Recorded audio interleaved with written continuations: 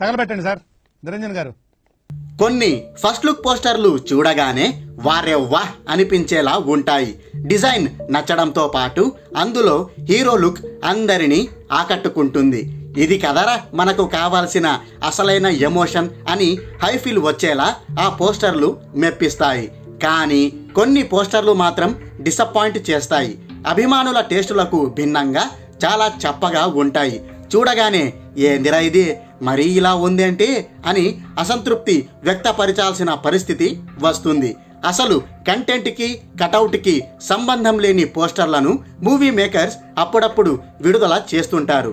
ఇప్పుడు bro the Avatar title glimpse కూడా నీరసం తెప్పించేసింది. టైటిల్ సంగతి పక్కన పెడితే పవన్ కళ్యాణ్ లుక్కే ఏమంతా ఎగ్జైటింగ్గా అనిపించలేదు. గతంలో మనం ఎన్నోసార్లు చూసిన లుక్నే ఇందులో చూపించారే తప్ప ప్రత్యేకత ఏమీ లేదు.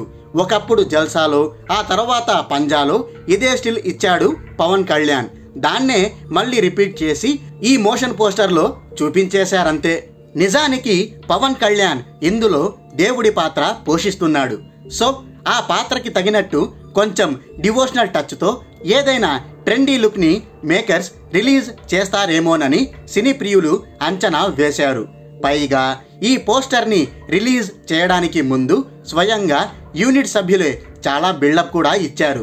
కాబట్టి తప్పకుండా Pawan Kalyan first look poster దేత్తడి పోచమ్మ గుడి అనే లెవెల్లో ఉండొచ్చని ఆడియన్స్ భావించారు. తీరా చూస్తే పవన్ కళ్యాణ్ సిగ్నేచర్ లుక్తోనే సరిపెట్టేశారు. ఆడియన్స్ అంచనాలను అది ఏమాత్రం అందుకోలేకపోయింది. ఇంతకు ముందు గోపాల గోపాల సినిమాలో కూడా పవన్ కళ్యాణ్ కృష్ణుడి పాత్రలో నటించాడు. అప్పుడు ఆ పాత్రకి ఆ సినిమా సబ్జెక్టుకి సరిగ్గా సూట్ అయ్యేలా పవన్ కళ్యాణ్ గెటప్ని సిద్ధం చేశారు. అప్పట్లో ఆ సినిమాకి సంబంధించి వచ్చిన ఫస్ట్ లుక్ పోస్టర్ కూడా అందరినీ ఆకట్టుకుంది. అలాంటి మ్యాజిక్కే బ్రో యూనిట్ సభ్యులు చేస్తారేమోనని అభిమానులు ఆశించారు. కానీ అందుకు భిన్నంగా ఒక సాధారణమైన పోస్టర్ని రిలీజ్ చేసి దీంతోనే అడ్జస్ట్ అవ్వండని చెప్పేశారు. దీంతో ఫ్యాన్స్తో పాటు సినీ ప్రియులు కూడా ఒకంత నిరాశకు గురవ్వాల్సి వచ్చింది. బహుశా సినిమా మొత్తంలో పవన్ కళ్యాణ్ ట్రెండీ లుక్లోనే కనిపిస్తాడేమో, కానీ ఇలాంటి ఫస్ట్ లుక్ పోస్టర్ల విషయంలో మాత్రం ఫ్యాన్స్ ఎక్స్పెక్టేషన్స్ చాలా హై లెవెల్లో ఉంటాయి. వాటిని రీచ్ అయ్యేలా ఈ పోస్టర్ని డిజైన్ చేసి ఉండుంటే పరిస్థితి మరోలా ఉండేది. ఇకపోతే ఈ మోషన్ పోస్టర్కి తమన్ అందించిన బ్యాక్గ్రౌండ్ స్కోర్ మాత్రం అద్దిరింది. ఆ బీట్ వింటున్నప్పుడు మనకు తెలియకుండానే గూస్ బంప్స్ వచ్చేస్తాయి. కళ్ళు మూసుకొని ఆ బీజిఎంని అలాగే వింటూనే ఉండాలని అనిపిస్తుంది.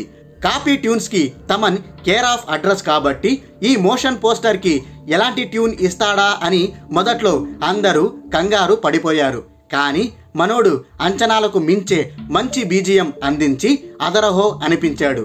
మధ్య మధ్యలో బ్రో అనే సౌండ్ వస్తున్నప్పుడు మనకు మన రివ్యూల బ్రో మాత్రం తప్పకుండా గుర్తొచ్చేస్తాడు.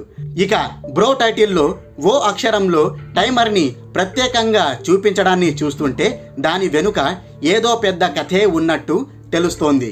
ఓవరాల్గా చూసుకుంటే పవన్ కళ్యాణ్ లుక్ కాస్త డిసప్పాయింట్ చేసినా తన అద్భుతమైన బ్యాక్గ్రౌండ్ స్కోర్తో తమన్ మంచి ఎనర్జీని నింపాడు.